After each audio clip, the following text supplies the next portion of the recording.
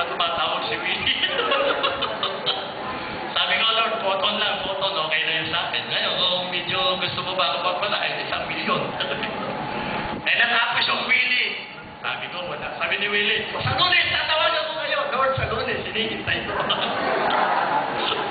Ano, nanood ba kayo? Hindi, nanood ba kayo? Nanood ba kayo? May nag-text ba sa inyo? May nag-text? Hello, may nag-text ba? Ako lang para nag-text. Okay, kasi sa pagsusumakit, alam mo, kasi maraming mga tao gumagawa ng paraan yung nag-abroad. Sabi ko, hindi masama ang pag-abroad eh. Hindi masama ang pagtatrabaho. Hindi masama na kumita ng pera. Hindi masama yun, mga kapatid.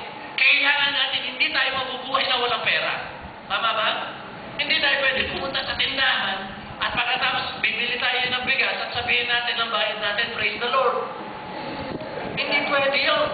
Kailangan natin ng pera. Pero may mga bagay, may mga prinsipyo na pinakikita hanggang sa banal na kasulatan na dapat natin gawin. Yung mga tao na dahil sa yung salita ng Diyos, naniniwala naman sila sa salita ng Diyos eh. Naniniwala naman sila sa Bible. Naniniwala naman sila doon sa sinasabi ng Panginoong Jesucristo. Naniniwala naman sila na si Jesus ay namatay dahil sa kanilang kasalanan. Naniniwala naman sila eh. Kaya lang pagdating doon sa alalahanin sa buhay, doon sila nawawala ng pananampalataya. Ano, naiintindihan niyo ba? Ano yun, ito pong mga nakaraling, ang ganda-ganda ng mga devotion. Especially din sa Romans chapter 8, na binanggit doon na wala makakapaghiwalay sa atin sa pag-ibig ng Diyos. Ang kahirapan ba? Ang kagutuman ba? Ang pagsubok ba? Ang tindi nun. Ang tindi nung binanggit, kahit ano mangyari, dahil sa pagmamahal mo sa Diyos, dahil sa palaki ng pagmamahal namin sa Diyos, hindi tayo mahiwalay ng mga nangyayari na pagkasalukuyan. Hindi niyo ba? Bababa mo na yun. So, guys, kaya ang Panginoon, alam niya kasi ang weakness ng tao. Alam niya. Ang tao kasi dahil sa kasalanan, isa sa pumapasok, isa sa kahinaan ng tao, yung alalahanin. Hello? Naintindihan, alalahanin, yung mag-iisipin ko, ano na kaya, hindi namin bukas, ano na kaya ba naman ako sa Lunes, paano na kami mabubuhay, yun ang iniisip. Pero ang Panginoon, ano yun eh, sinolusyonan niya.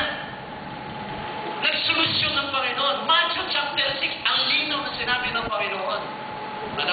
Huwag kayong sabi ng Panginoon, huwag kayong maglingkod sa dalawang Panginoon.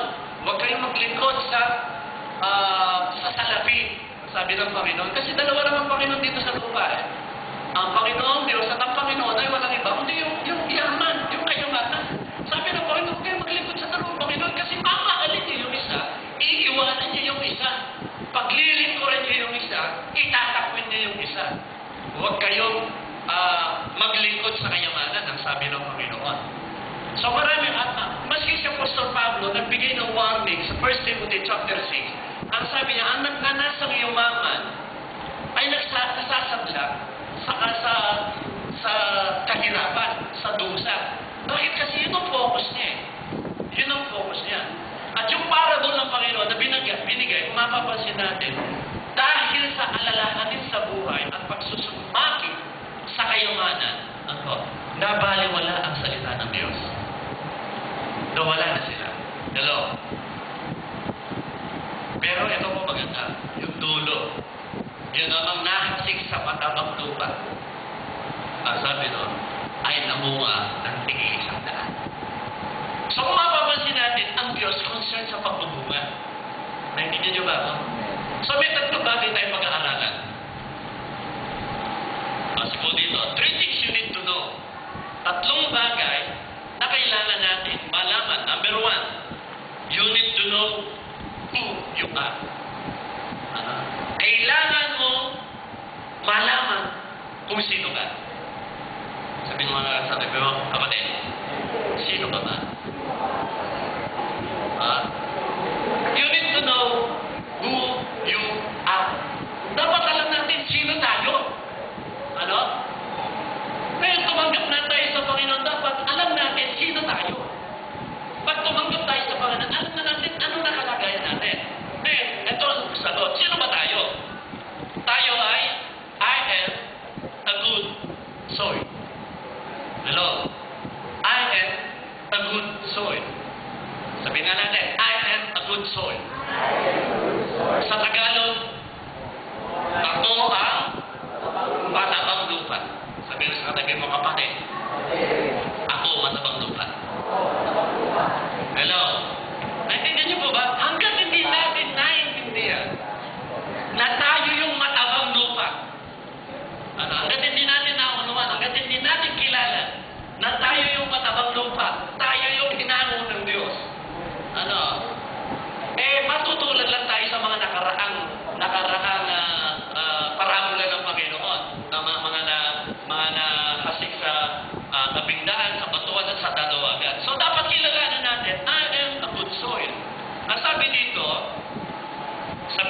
talihaka, ang iba'y nalaglag sa matabang lupa. Pasin niyo, tumubo at namunga ng tig-isang daan, butil, at malakas niyang itinugtog. Pasin niyo, sabi ng Panginoon. Pasin niyo, nung nangangaral ang Panginoon, pagdating niya doon sa verse 8, pagdating niya doon sa pinaka-conclusion ng Panginoon about the parable of the sower, ang sabi ng Panginoon, ang iba'y nalaglag sa matabang lupa, tumubo at namunga ng tig-isang daan. And then sabi, malakas niyang itinugtog, makinig ang may pandinig! Hello? Ganun ang pagkakabanggit ng Panginoon. Pagkatapos niyang sabihin na ang iba'y na-receive sa matabang lupa at namunga ng tig-isang daan. And then malakas niyang sinabi, ang makinig! Ang may pandinig ay makinig. Ang makinig ay may pandinig. Makinig ang may pandinig. Ibig sabihin nun, ang pinupunta ng Panginoon, kilalanin niyo kung sino kayo. And actually, in-explain ito ng Panginoon kasi yung mga alagad, hindi nila naunawaan yung parabol. And actually, hindi na para sa kanila yon. Pero dahil hindi nila naunawaan, ang ginawa ng mga alagad, lumapit sa Panginoon. Panginoon, pwede ba paliwanag niyo sa amin kung ano ibig sabihin ng talinghaga? And then in-explain ng Panginoon. At sinabi ng Panginoon sa kanila, makinig ang may pandinig. Sabi ng Panginoon, kayo yun eh. Kayo yun. Kayo yung matabang lupa. Hello? Amen. Sabihin mo sa katabi mo, ako yun. Tayo yung matabang lupa eh. Kasi pansinin nyo, sa Luke chapter 13, pansinin nyo yung binabanggit ng Panginoon. Luke chapter 13, verse 6 to 7. Ito yung talihaka ng isang tao may puno ng igos. Ang sabi, Luke 13, gusto. Nasa ka na, nawala ka na akin. Sinabi sa kanila ni Jesus ang talinghagang ito, may isang tao na may puno ng igos sa kanyang ubasan.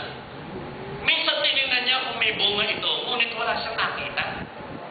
Kaya sinabi niya sa tagapag-alaga ng ubasan, 3 taon na akong pumaparito at naghahanap ng bunga sa puno ito, ngunit wala akong makita. Putulin mo na! Nakakasigip lang yan.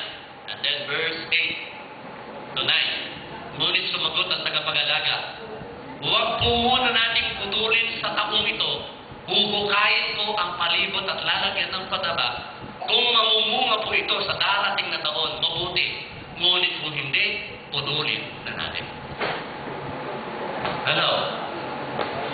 So, ang Panginoon concerned, dapat tingnan natin yung aking sarili. Kaya nga yung John chapter 15, ako ang puno ng ubas, kayong mga sanga.